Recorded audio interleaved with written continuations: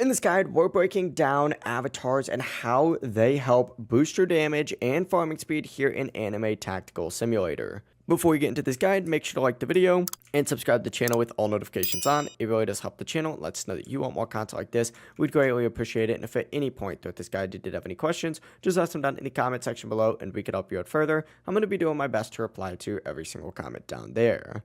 First things first, go ahead and head to the main lobby if you're in game right now, and from here face the rerolls tree. So go ahead and locate that, which is all the way over here. On the left hand side, you're going to see a whole avatars section, and you're going to have to be a little close to this. This is the avatars option right here.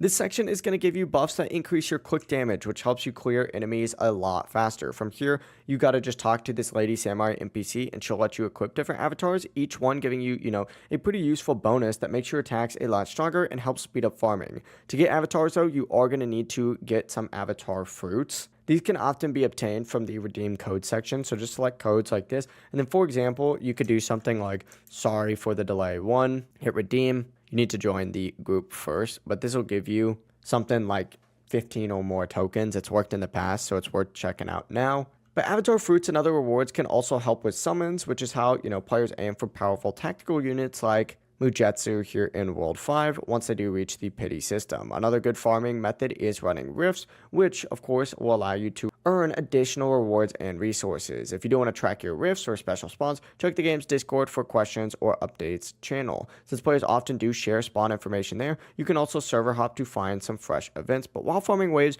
make sure that you are using your attack potions and running strong units like Goku Awakened up at the front so they tank enemies while your team does most of the damage. It really is as simple as that. If you guys did have any questions, just ask them that in the comment section below and we could help you out further. I'm going to be doing my best to reply to every single comment down there. Before you do leave this guide though, make sure to like the video and subscribe to the channel with all notifications on. It really does help us out and lets us know that you want more content like this. We'd greatly appreciate it. Have a great rest of your day though.